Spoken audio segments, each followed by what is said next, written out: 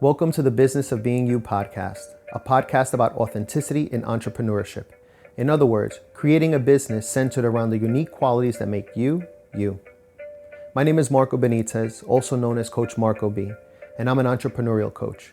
I help people to create businesses centered around one or more of three areas: the desire to pursue a passion, the need to be true to themselves, or to share a talent or gift with others. In this podcast, you'll hear conversations with people who have done just that.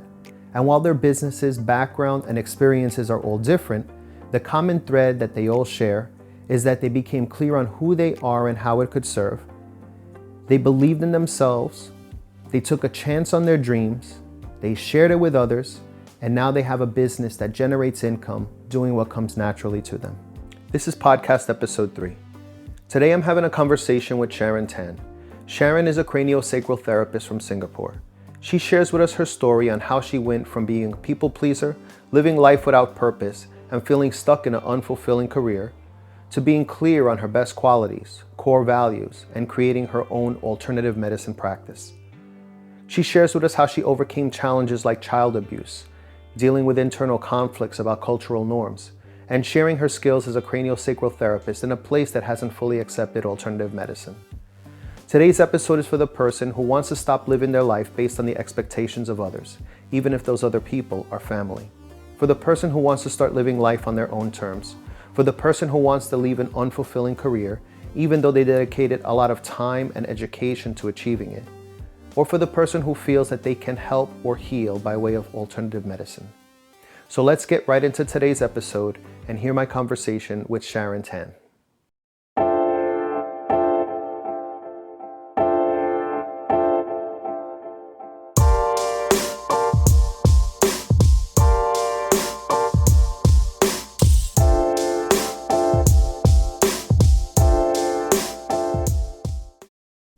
All right, so today I'm very excited. I'm having a conversation with Sharon Tan.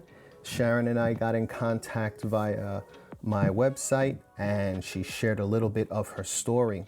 It's quite amazing. It's a story of overcoming personal struggles, of feeling limited, confined, and even oppressed at times. But I'm sure she's going to do a much better job elaborating. It's not an all sad story. It's a story of accomplishment and triumph. And she's going to share with us all of the details in this podcast. So Sharon, thank you so much for joining me. How are you doing today? Hi, Marco. Thank you for having me. I'm great today. Very good. It's late here though. So when we spoke briefly the other day, you mentioned that you're practicing something called craniosacral therapy. And me having a background in medicine, I had never heard of that, so that intrigued me. But you started to go into a little bit of your story. As a child, you did not grow up saying, I want to be a craniosacral therapist. This is something that developed throughout the years. And you shared with me that you had a very challenging time growing up. When we talked before, we talked about how there is oftentimes an old self and then a new self. And that was the part of the story that really intrigued me, because you mentioned that it was a very difficult upbringing, and who you were then is completely different to who you are now. How did things start off? Where did all this begin? If I were to go back to childhood, then I was raised in a pretty conventional, traditional Chinese household here in Singapore. And it was like, while we are not like back in the 70s or the 60s where girls are not allowed to go to school, it was still pretty much like, girls should be nice. We shouldn't voice out our opinions. We should be quiet and obedient. So I was pretty much like that. And I was following the path that my parents set up for me. And so I just, went through primary school, secondary schools without much like challenging the system. I was pretty much an above average student. I never had any troubles in school, not behavior wise, not like academic wise. So it was kind of like cruising along until say university when I actually it was in junior college around 17, 18 years old when I actually had my first bout of depression. And so it was like, I always call it an identity crisis. Like there were moments where I wondered, what am I doing here? Why am I doing this?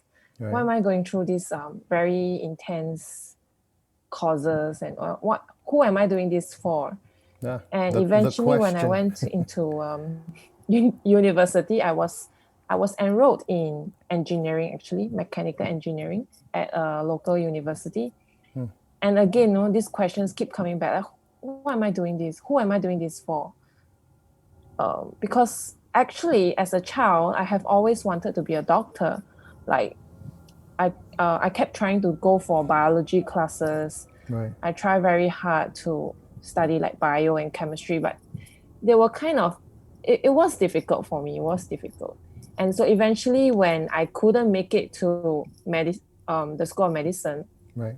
in fact, I did so badly for my A levels that I just went into, I think we were given like 12 choices, and I went into the last one that I chose, which Wow. was engineering. Wow. So there were a lot of struggles back then, I would say, like just I guess the whole climate of learning to people please, learning to first please my parents, and then friends around me, authority figures in school, that I just didn't know that I have a voice that I can actually say to anyone, like, hey, this is what I want, and this is where I am now is not enough for me. So I just graduated with the engineering degree, which thank God, like I did okay enough to pass.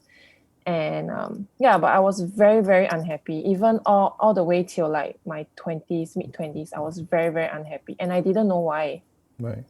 That's the challenging part, right? When you know that something's not right, something is not a good fit, Yeah. but you can't pinpoint what it is, and I think that adds to the frustration. I know I went through that myself in a similar fashion, spending a lot of time and money in investing into my education and into medicine. And when I started working, it's like, okay, something does not feel right. And then how do I reconcile the time that I sacrificed, the effort that I put in, the money that I spent? And it's not rational. It doesn't look, why don't I feel fulfilled? Why do I feel like I'm off the rails? You know? Yeah. You mentioned the big question that a lot of us go through, which is, who am I doing this for? Did you ever find an answer to that question? Well, I was hoping that, or rather, I was very used to people telling me what to do. So I kept asking these questions, and I kept waiting for someone to tell me the answer. And it was until I was 3 years into my engineering job. So I graduated. I worked in an oil and gas company for 3 years, and 3 years in, again, the identity crisis hit again. And this time around, I realized that no, I don't want to wait for people to give me answers anymore. I just, who am I? Who am I doing this for? It's for me. I am the one who need to do this for myself. Right. I cannot wait for people to tell me anymore. I was, I think 25 at that time, and I thought, oh, time is running out. No more wasting time. Yeah. So I just left the job. Wow. That was a scary period. Yeah, that's what I was going to ask you. How was that? How was that moment when you left the job? Was it a abrupt decision? Were you a planner? Did you have to plan it out, or if it was just like take off the ID and throw it on the boss's desk and tell him pick a finger and then you leave? It was April's Fool 2011. Such an easy date to remember. Yeah, exactly. Yeah, I remember I went into the office, I sat down on that swivel chair, and I like actually took a turn around that chair. And then I hear this very loud voice in my head, like, Sharon, what are you waiting for? Today is the day. It was so loud, I cannot ignore it. Wow. So I went into the documents, in the computer, And I realized there's actually a resignation letter written like 1 year ago. And so, but I was Wait, it still was your resignation hesitating. letter that you had written before? Oh my Yes. gosh. Yeah, it's already there. Wow. And I forgot about it. Yeah. So it was a very, I don't know, would you say it's planned? I guess it was already planted, like that Right. idea. It's just I haven't taken any action, and that was the day that I took action. I just went into the room, gave my boss that letter, and I left the room. I went in really, really scared, and I left the room like Yeah. I just Yeah. dropped everything, and I Yeah. just felt so relaxed. I Yeah. didn't even think about how I had no backup plans. I had no extra savings in my bank. Right. I was just so deep in that sense of relaxation. Wow. And I knew right then that it was the right decision for me. No matter what is ahead, that was Wow. that was what I had to do for myself. Wow. Now let me ask you a question because you said something interesting. You said there was a very loud voice that you heard in your head that you couldn't ignore. And it may sound like a weird question, but Uh-huh. was the voice your own or was it another voice? I felt it was another voice. Yeah. Yeah. Yeah. I'll tell you why I asked because in one of the audio books or one of the speeches that I heard of from Dr. Wayne Dyer, I'm not sure if you're familiar with him, but Mm-hmm. in one of his things, he said something.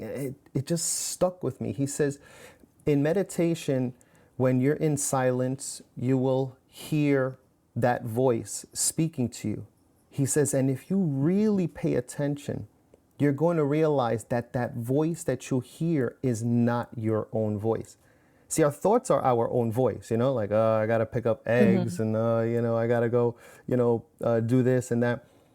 But in these deeper moments, it's true. When he mentioned that, I started to pay attention. It's a different voice. It's not my voice, I don't know Mm-hmm. whose voice it is. It's a genderless voice, but it wasn't mine.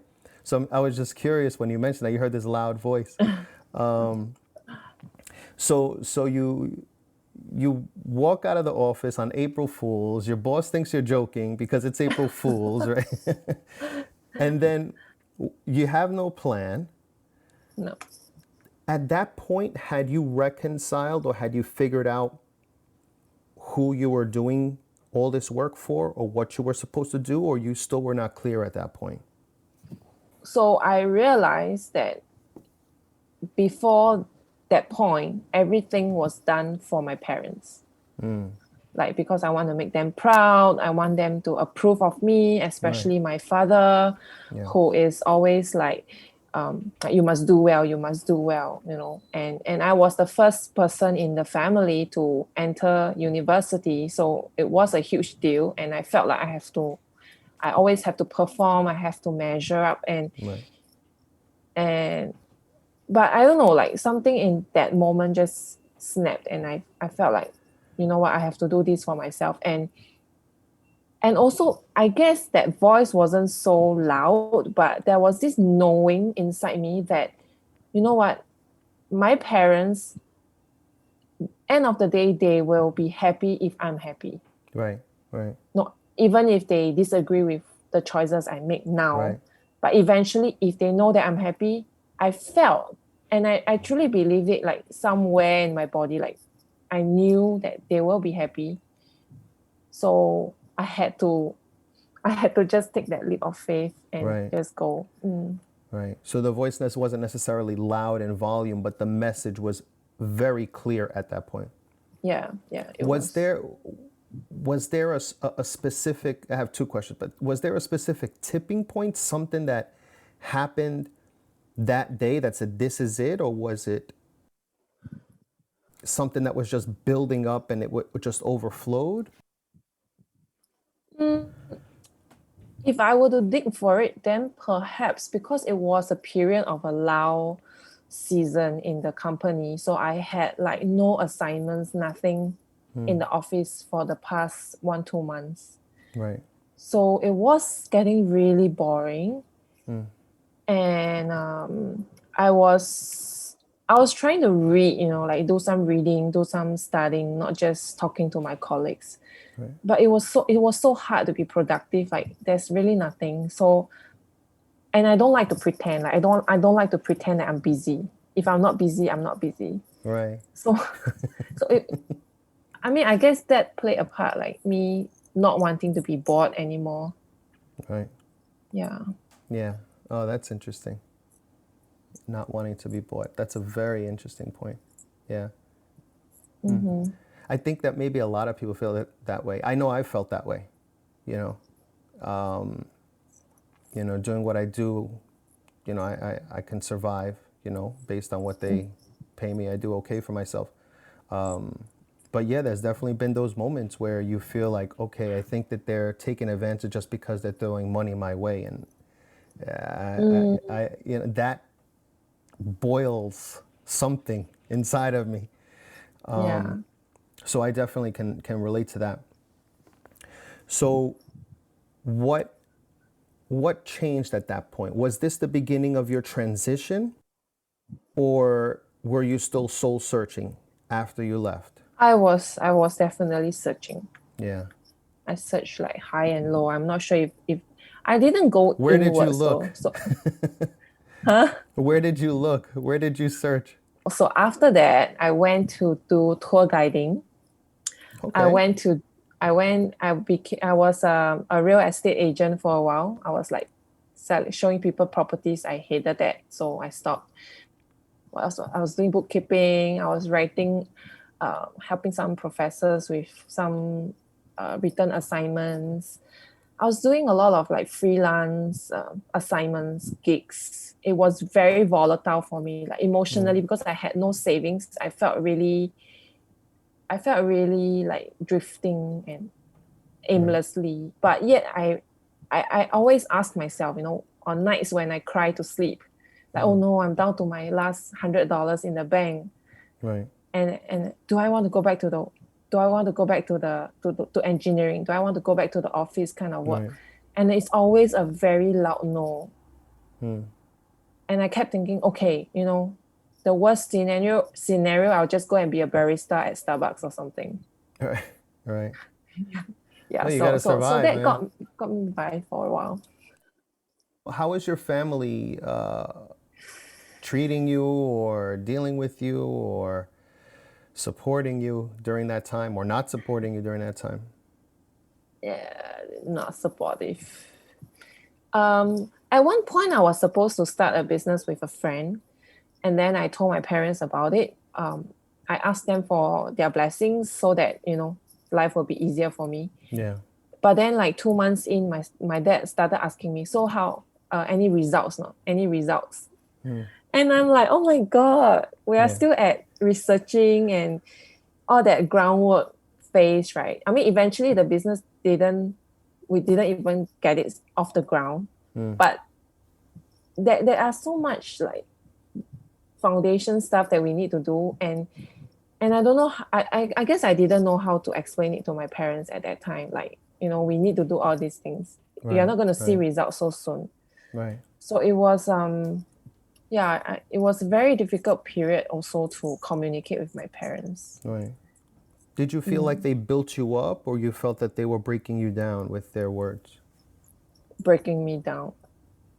I also felt maybe that it wasn't their intention to break me down. They were genuinely concerned, Right. because I didn't live with them, so they like we hardly talk outside of like when I'm back there. So yeah, I guess it's genuine concern. Right. But to me at that time, my ego was like, no, I must prove everybody wrong. So I was very Right. defensive. Right. What was the change? What was the turning point? What was the tipping point in all of this? When did the transition begin? So after that, I went to join my husband's company that he started with his friend. It's a photography business. And eventually I took over his side of the business and became one of the directors. And I was like running it for 8 years. And even during that period, it was still gnawing away at me. It was nice to hide behind a title of a director of a company. So it was like just again cruising back into comfort zone. Right. What really changed for me was after I gave birth to my son, and then I had postnatal depression. I had recurring pain in my body, and I had no choice but to seek help. Right. And through that process of getting help, I got in touch with alternative therapy. I got in touch with craniosacral, and I saw and experienced firsthand how it changed my life, like how it shifted my mindset. It changed the way I feel in my body, physically, emotionally, mentally. So a few years ago, I just gave up that company, the photography business, and just dove into this healing business for like 100% full time. Right. How was the training? Was it extensive? We have, so each module is about 4 days. So there were several modules to take. It depends on how far we want to go. For me, I want to specialize in more emotional releases. So I went beyond the first two craniosacral modules, which were mostly like physical releases. Yeah. So then, so with emotional releases, there were different layers, and I also had trainings in other modalities like emotional freedom techniques. So I kind of combine what I have and then use it during my sessions. Right. Right. With your experience with alternative medicines, how did that create a shift within you from your old self to your new self? Because of the depression, I have experienced like talk therapies before, and talk therapies are good. They really help me like get calmer. Yet there's always something lacking. Like there's always something missing. I might feel good for a while, and then I'm back to maybe not 100% depressed, like maybe 70% depressed. And so I was at the same time I was exploring physiotherapy for my recurring back pain, and that was when the lady recommended me to try craniosacral. So as I went into craniosacral, and then during the sessions, like I started crying, which is odd because it's just hands on my body. There was no like dialogue. Eventually there were dialogue, but then at the start of the session, they were like, okay, why am I crying just because someone's touching me? That's so odd. Right. And I have had sessions where during massage, like some special massage therapy sessions, where I also started crying. So I never knew why. Right. And as I asked and I talked to those therapists, I realized that actually our body stores emotional traumas, Right. traumas from our past. So I have had like an incident in my childhood where an adult beat me. I was 3, so it was a very bad experience where I was bleeding. Oh wow. And so that image actually came into my mind. I forgot about it. It came into my mind during one of the sessions. So and then the dialoguing started, like, okay, so what was that about? And where do you feel this tension? And I was bitten on my back, so I was feeling like tingling all the way through my back. Oh, interesting. So that was kind of the, I don't know, that moment where I felt, oh, okay, so there's a connection between the mind and the body, and then there's all this like trauma that we suffered years ago that is still there in the body. Right. And I just felt very relieved after it was released. Right.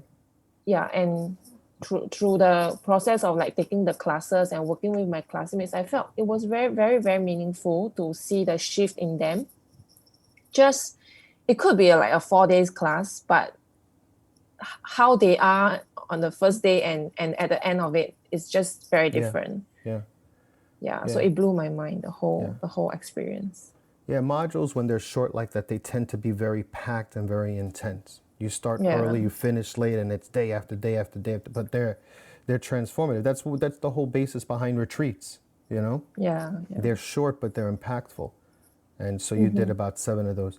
I'm curious, when you were in your upbringing, in your childhood, would you describe your parents as being affectionate with you? Were they very embracing and hands-on? Um, I would say they are more effective than embracing. So my dad's like the typical Asian man who doesn't speak much. Like he works hard, he provides for the family materially, Right, emotionally, cognitively. I know that he loves us, right, but I guess like if I touch my heart, I cannot really feel it. right. I get it. And and my mom is quite similar. Like she in my memory, she has never played with us. Right, But she was always there, like cooking for us, cleaning up after us. So, right, which is why I say effective. Yeah. right. So in this craniosacral therapy session you had, when this person put hands on you, you felt physical touch and you felt this loving energy through physical touch, and that seemed to release a lot of what was being held back. Would you say that that's what was Yeah. would you say that that's what you felt you were looking for so long? No, I wasn't looking for. Oh, maybe, because I wasn't hugged as a child. Right. So in a way, because that lady was a very motherly figure, she's like in her 70s. So she definitely exudes like a more motherly vibe. Yeah, So yeah. I mean, now that you're asking me, I feel like maybe it could be that my body is craving for a more maternal touch, and that was what unlocked like all that pent up trauma in my body. Yeah. Right. So after you had gone through that experience, you told me before that this is where you started to obtain clarity as to what the work that you wanted to do. Would you describe it as you discovered your purpose? I felt like before I was always looking for my calling, and I always heard people talking about their calling, and I never could understood what a calling is. And for this work that I do now, I really feel like it's a calling. Yeah. I felt it really literally like called me into it, and each step along the way door starts to open for me, because I have no healthcare background. I wasn't trained as a medical doctor, not even as a nurse or a paramedic. I had no background except for secondary school, A levels, biology. Right. And and and so I was apprehensive about going into this, because it's like a brand new thing for me. I had no experience. I know nobody in the industry. It was literally like I'm starting from scratch. What is craniosacral therapy? So it's a light touch manual therapy where I'll put my hands gently on the body. And what I'm sensing or looking for is the quality of the craniosacral system, which I'm going to explain a bit, Yes, please. and how smooth, how balanced it is. And so the craniosacral system refers to cranial, which is our head, and sacral, which is our tailbone. So this is actually physically our like the nervous system, right? The physical part of it. And so I'm actually sensing the flow of the cerebral spinal fluid from our brain to the tailbone, and then from the tailbone back to the brain. And it should feel balanced. It should feel symmetrical on the left and the right side.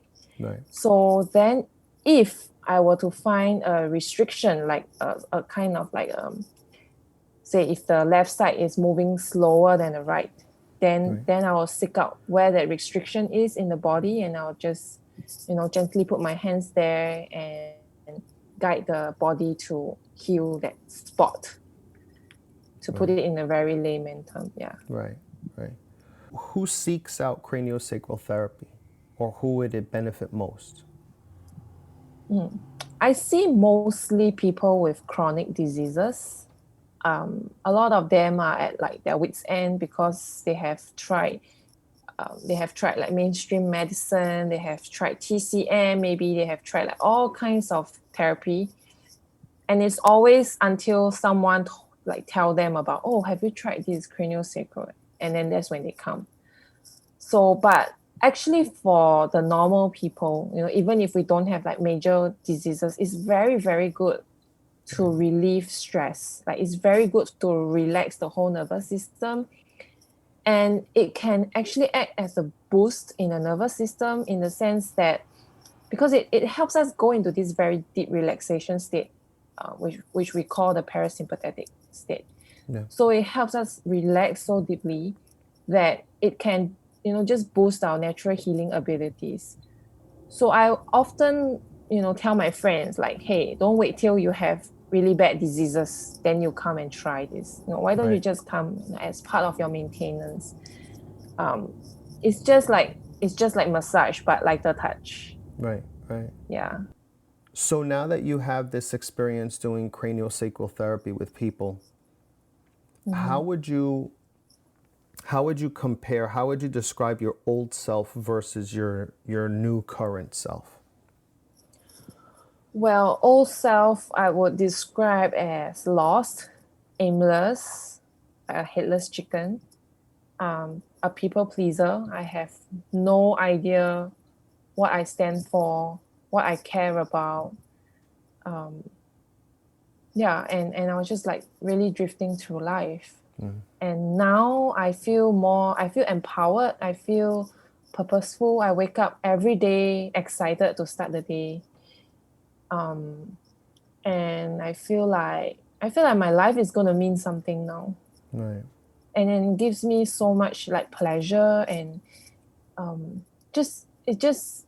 I feel so nourished by having this purpose in my life outside of just my family. And I feel like if I die tomorrow, I will have no regrets because I have, really taken a chance on myself. Right. Yeah. Has this changed the way you show up as a wife, as a mother? As a wife, definitely I feel like it's different. In the past, I was always like not daring to speak up, not daring to express myself with my husband. So I tend to go like more passive aggressive around him. So we will bicker, we will have like little fights about things, or I get defensive when he brings up certain things that maybe he wants me to take notice of. It's small matters, but then I'll just flare up. And now I don't know, now I learn to be more assertive. It's if he brings up something, I'll be like, okay, let's talk about it. I mean, there were days, of course, where I feel defensive again, like old habits come in. I get like, why are you like criticizing me? But I would say overall, the way we communicate has changed. And because of that, I'm sure it has impacted my son like differently as well. Should I remain the same, then it will be a very different experience for him as a child. Right. Yeah. What are your next steps? What's the big goal? I have 2 missions in mind.